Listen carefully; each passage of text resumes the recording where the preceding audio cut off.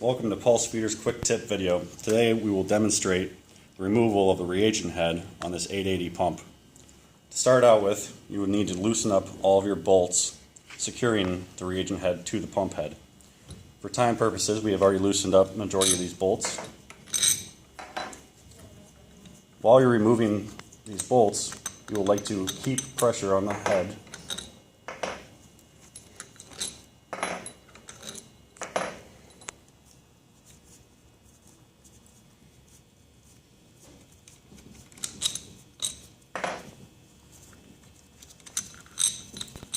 All the bolts are removed. You can then remove the reagent head.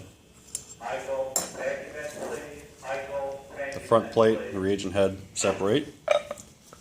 It's important when you remove the reagent head to inspect the dish plate, and you will see you will have a port at 12 o'clock, 3 o'clock, 6 o'clock, and 9 o'clock. When reinstalling, ensure you have a port at the 12 o'clock position.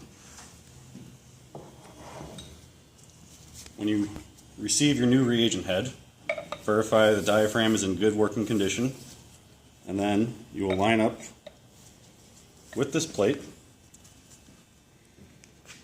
place back on the pump head,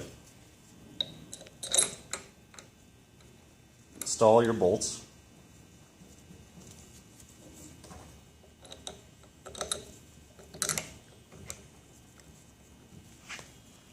then tighten them per the torque specification you can find in the IOM. Once that is installed and torqued, you can then prime the pump head and your pump is ready for service. Thank you very much.